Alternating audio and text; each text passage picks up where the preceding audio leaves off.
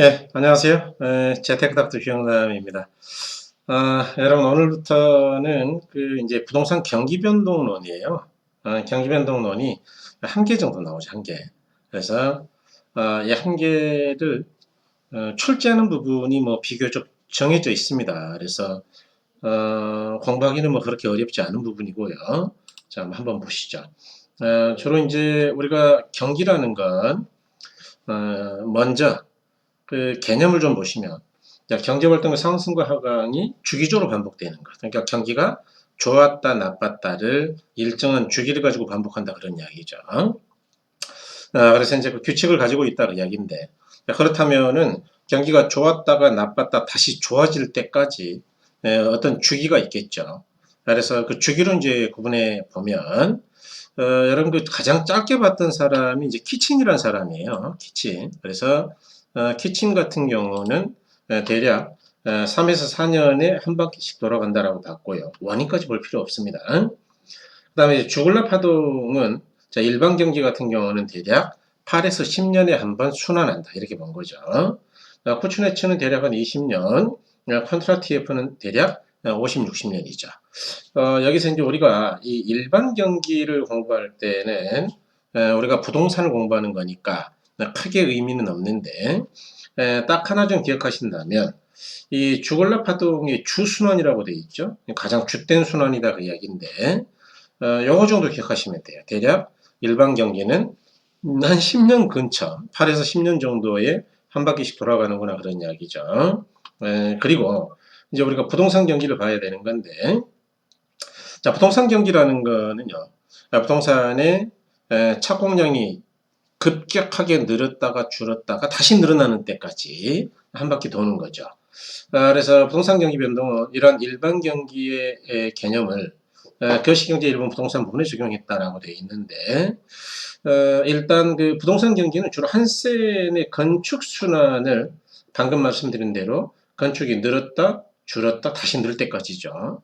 이거는 이제 보통 부동산 경기라고 하는데 대략 17에서 18년 정도죠.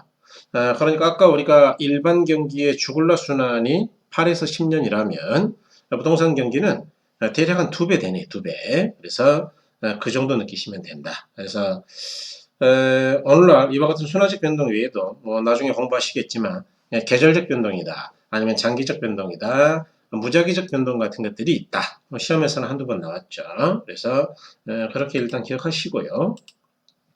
자, 그러면 이제 우리가 경기 변동에서 가장 시험에서 중요한 부분이 바로 제 2절이에요. 이 부동산 경기 변동인데 개념 보시면 자, 부동산 경기 변동이란 부동산 시장이 일반 경기 변동처럼 상승과 하강 국면이 반복되는 것. 그런 걸 경기 변동 또는 경기 순환이란다 그 이야기죠. 그럴 때, 자, 부동산 경기 변동은요, 일반적으로 건축 순환을 이야기, 건축. 그러니까 이제 이 건축 순환 중에서도 주택 경기를 가장 중요한 것으로 인식한다.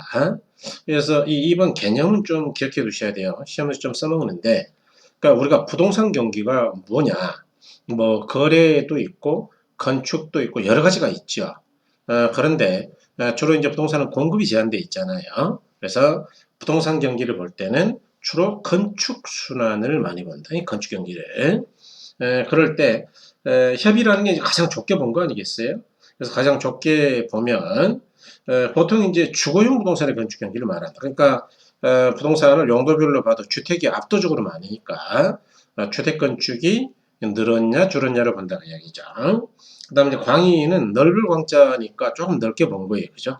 그거는 협의 부동산 경기 주거용에다가 공업 또는 상업용 부동산 경기까지를 더한 개념이다. 그 이야기죠. 그다음에 이제 최광의 부동산 경기인데 이 최광의 같은 경우는 이 주거용하고 상업 공업용 즉 광의 경기에다가 토지 경기까지를 더하는 것이다. 그러니까 토지는 엄밀히 말하면 건축 경기는 아니죠. 그러니까 굉장히 넓게 본 거예요. 그렇게 생각하시고 별 이야기가 없다 그러면 협의의 부동산 경기를 우리가 흔히 부동산 경기라 한다라고 생각하시면 되겠습니다. 자, 그 다음에 두 번째가 이 부동산 경기 변동의 특징인데 요거는 이제 시험에서는 꽤 써요. 그래서 거의 기억을 하셔야 됩니다. 이건. 그래서 한번 보시면 일단 주기는 아까도 봤죠. 우리가 일반 경기는 소위 주글라 파동인데 8에서 10년이죠. 부동산 경기는요. 대략 17에서 18년 정도니까 약 2배 정도이다. 기억하시고요. 진폭은 진동한 폭이죠. 진폭이 일반 경기보다는 정점이 훨씬 높고 저점은 훨씬 깊어요. 그러니까 부동산 경기가 진동하는 폭이 아주 크다. 일반 경기는 잔잔한 데 비해서 그렇게 보시고 국면이죠. 비교적 부동산 경기는 회복이 좀 더뎌요. 왜냐하면 부동산은 착공에서 완공까지 상당한 시간이 걸려요. 그러니까 아무리 경기가 회복된다 하더라도 건축 경기가 바로 좋아지는 건 아니에요. 그래서 회복은 느리고 후퇴는 빠르다 그 이야기는 뭐냐 하면 항상 한참 공사 중이라 하더라도 경기가 나빠진다 그러면은 공사를 중단해 버려요. 그러니까 후퇴는 빠르게 떨어진다라고 보셔야 된다.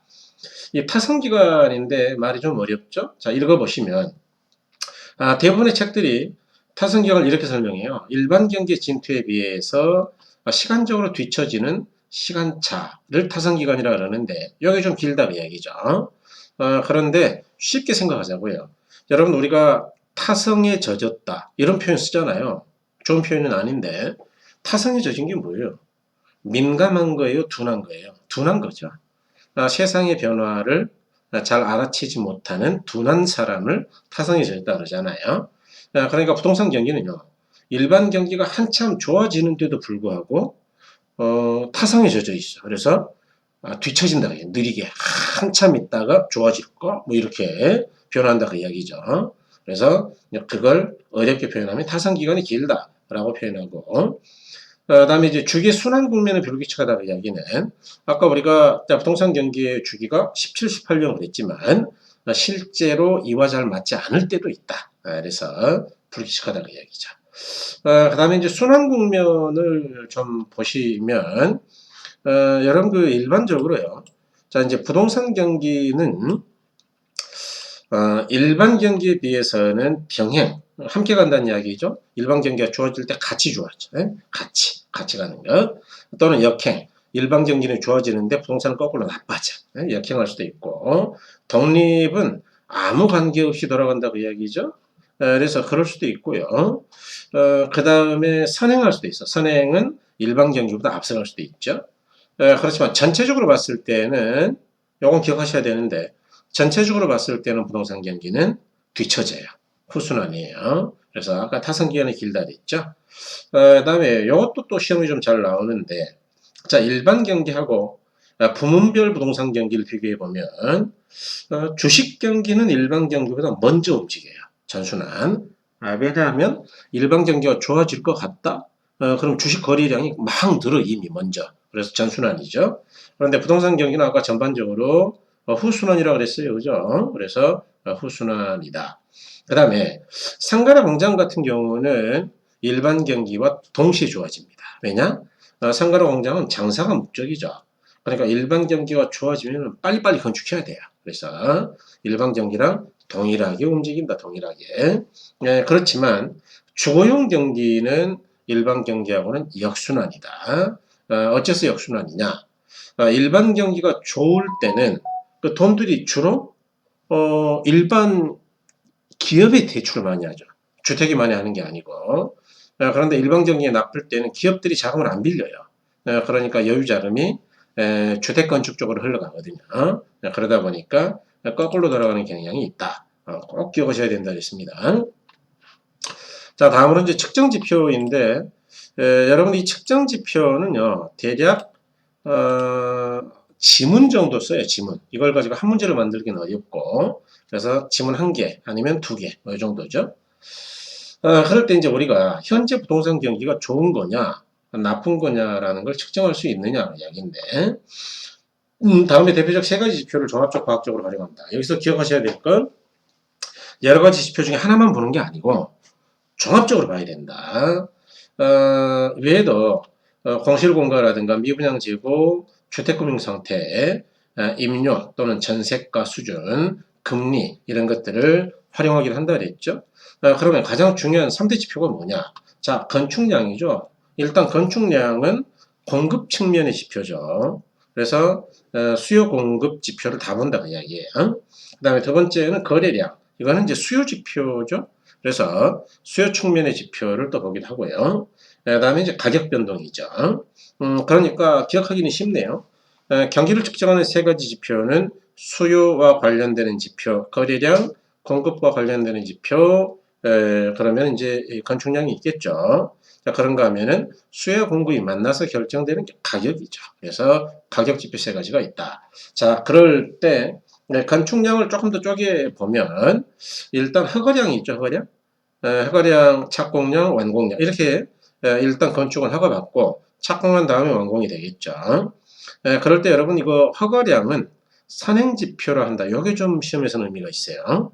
그러니까 건축 허가를 많이 받았다는 이야기는 앞으로 경기가 좋아질 것이다. 뭐 그런 이야기겠죠. 그래서 그렇게 보시면 되겠고요. 그 다음에 건축 착공량이죠. 착공량은 동행지표. 그러니까 현재 건축 경기를 알 수 있다 그런 이야기예요. 그 다음에 이제 완공량을 우리가 후행지표라고 하죠. 다시 말해서 과거에 건축이 왕성했는지를 나중에 가서 알 수 있다 그 이야기예요. 그래서 특히 우리가 건축량에서는 이 선행지표 좀 기억한다 그랬습니다. 그 다음에 이제 거래량이죠. 여러분 우리가 주로 가장 중요한 거는 주택거래량이에요. 왜요? 아까 부동산 경기는 건축 경기를 말하고 그 중에서도 주로 주거용 부동산의 건축 경기를 말한다 그랬죠. 그래서 협의 부동산 경기가 주택 경기라 그랬는데 가장 중요한 거는 주택거래량이에요. 그런데 우리가 주택거래량만 보는 게 아니고 참고로 택지 조성이나 택지 분양 실적 같은 걸 보기도 한다는 이야기죠. 그럴 때 택지가 많이 조성되고 분양이 된다는 이야기는 앞으로 그 택지에다 집을 지을 거다는 이야기죠. 그러니까 앞으로 주택 공급이 많아지고 거리가 많아질 거다 그 이야기죠.